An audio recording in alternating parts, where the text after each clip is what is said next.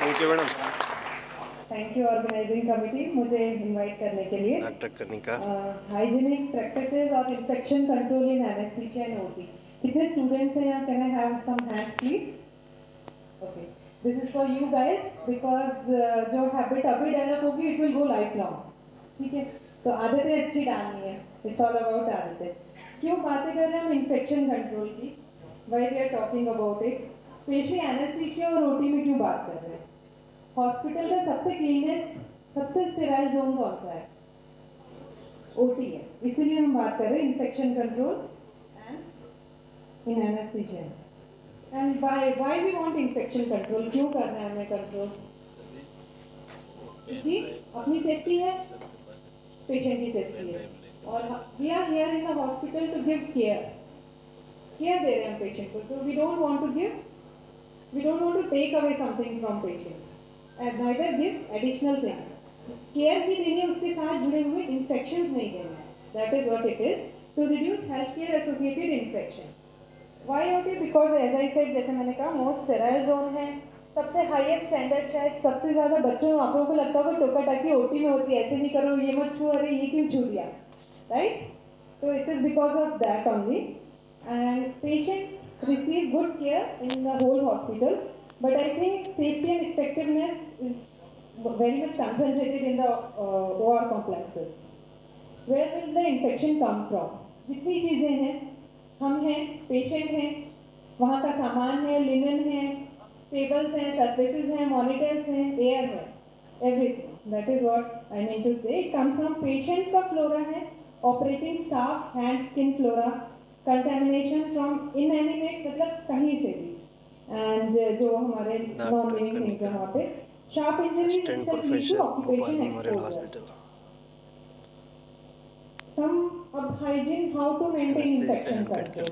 Will start with physical parameters. Physically हम कैसे control करते हैं, विच इज इस पे ध्यान दिया जाता है जब कंस्ट्रक्शन होती है. ओटी कॉम्प्लेक्स ऐसा नहीं होता बस एक ही एक 2 3 4 कमरे होते हैं. आपने खुद देखा होगा एक प्लान आउट होता है. आप लोग तो सब एक्सपीरियंस है, यहीं पे हैं, तो आपने स्टार्टिंग से देखा है. तो वी हैव रिस्ट्रिक्टेड जोन, जहाँ पे रिस्ट्रिक्टेड एंट्री होती है. Then we have non restricted zone, क्योंकि ऑपरेशन संभव नहीं है अगर सपोर्टिंग स्टाफ नहीं है. फ्रॉम टॉप टू बॉटम, और I don't like to say top to bottom, from one point to other point. Nobody is top, nobody is bottom. एक point से लेके पूरी टीम एफर्ट होता है. तो नॉन रिस्ट्रिक्टिव जोन में हमें सब चाहिए. Staff, all the staff, cleaning staff, technicians, nurses, recovery, store connection, lab connection, the reports, cultures have to go or samples have to go. This is a basic sterile zone which is bounded up, and we have a clean passage which is connected to the non-restrictive zone.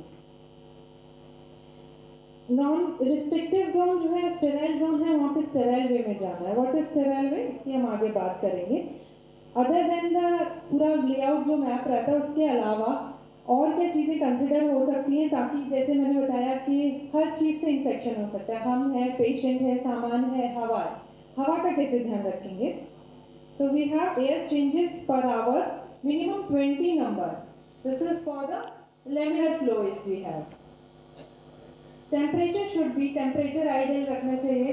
अब कितना रखना चाहिए? ठंडा होता है, कितना ठंडा होता है? It should be somewhere around 18 to 21. Humidity ये भी अफेक्ट करेगी, कितना ग्रोथ हो रहा है, माइक्रोब्स कितने ग्रो कर रहे हैं. आइडियली हम याद कर सकते हैं may be 50 to 60%. Occupancy, many a times ऐसा होता है जरूरत भी पड़ती है और बहुत सारे लोग आ जाते हैं. कोशिश कर सकते हैं कि कम लोग आए, 5 to 8% maximum.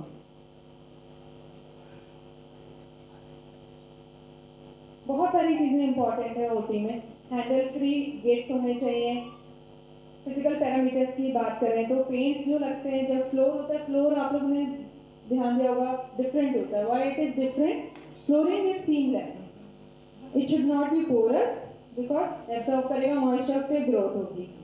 Power circuit separate होने चाहिए. Provision of safety against static charges.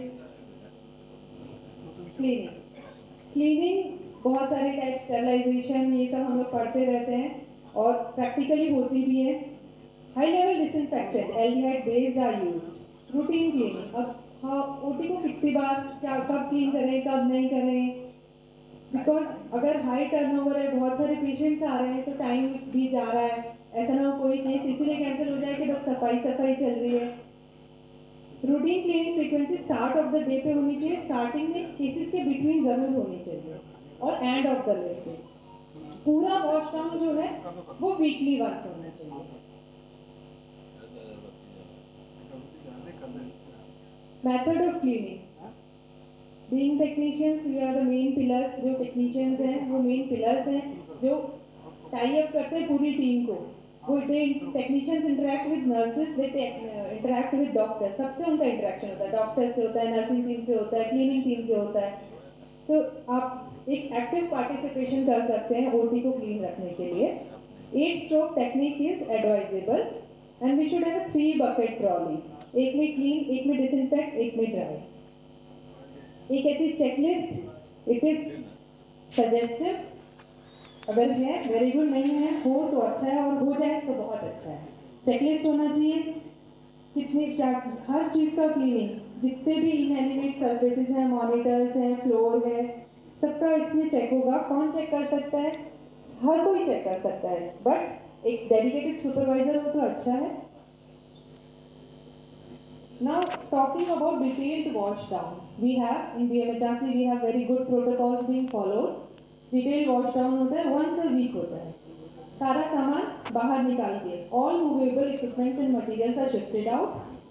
Cleaning should be all fixed floor based equipment should be performed of everything. Lastly, floor cases with soap and water and let it dry naturally. Almost OT को 1 घंटा बंद करना पड़ेगा because we need shifting back of the equipments that we have moved out. अब हमारा ये तो physical parameters हो गए, हमारा रोल कहाँ आता है इनको कंट्रोल करने में? Standard precautions. स्टैंडर्ड प्रिकॉशंस किसके लिए?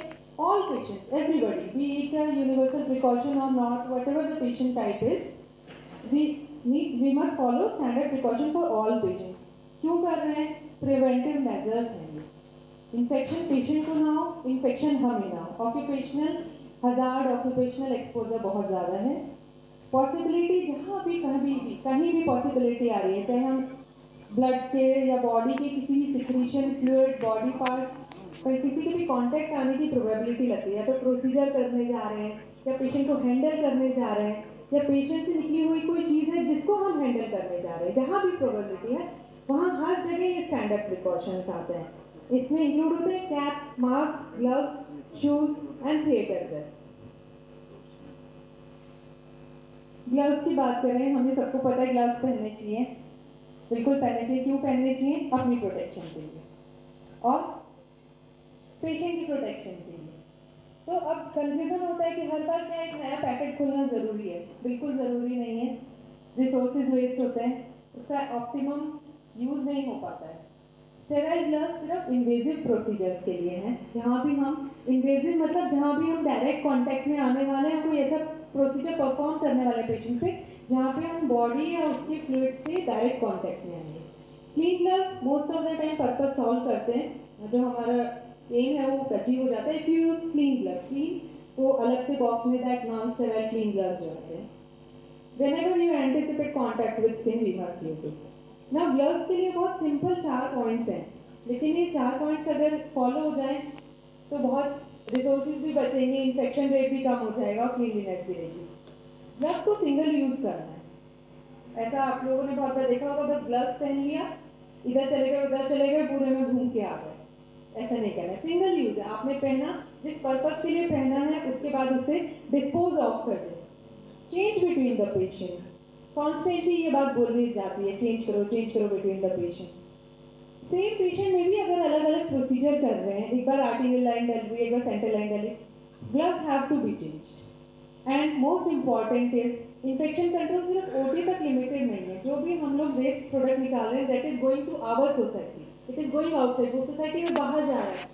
थिंक अबाउट पीपल, उनके बारे में सोचो जो उसे हैंडल करने वाले हैं बाहर जाके, जो उसे डिस्पोज ऑफ करेंगे, कलेक्ट करेंगे, फिर बाहर ले जाएंगे, फिर उसको कैसे सेटल करेंगे, उनका रिस्क भी हमें लेके चलना है। ऐसा तो नहीं हम जो काम कर रहे हैं वो बाहर जाकर हमारी सोसाइटी में और इन्फेक्शन भी फैला रहा है। तो it is to be dispose judiciously. Face mask, जब भी स्टेराइल प्रोसीजर कर रहे हैं, स्टेराइल जोन में एंटर कर रहे हैं ओटी में, फेस मास्क पहने, बेसिक थिंग्स है, पर शायद फॉलो बहुत कम होता है कि do not take down to speak. बात करनी तो नीचे कर लिया फिर ऊपर कर लिया, ऐसे नहीं है। फेस मास्क अगर आपने पुट किया है तो उसे पुट रखें। फ्रंट पोर्शन हमेशा कॉन्टेमिनेटेड होता है, डर्टी होता है, फिर भी हम सबकी हैबिट है, even I do sometimes, I agree that, ऐसे पुल कर लेते हैं, that is wrong. Use your strings, जो स्ट्रिंग्स है उसे यूज करें, बिकॉज जो भी इन्फेक्शन हो रहा है ओटी में, जो भी हम इधर से उधर कौन कैरी कर रहा है, पेशेंट तो ओटी में आके टेबल पे है, आई थिंक हम ही लोग हैं जो इधर उधर घूमते रहते हैं। तो अगर हम इससे टच कर रहे हैं और वही टच इधर उधर सब जगह जा रहा है, तो it's going everywhere. We are taking it outside gradually from sterile zone to the unrestricted zone, to the recoveries, to the wards, and then from there outside to even to the society. So change if it is damp हो गया है, change करना है, aerosol generating procedure कर रहे हैं, तब हमें respirators N95 जैसे अभी कोविड टाइम में सबको उसके बारे में काफी ज्ञान हो ही गया है। Theatre attire, cap must wear, dress down, clean suits पहने, some clean scrubs, and keep them wear sterile attire when you are doing procedure. Shoes, दोनों चीजें होती है,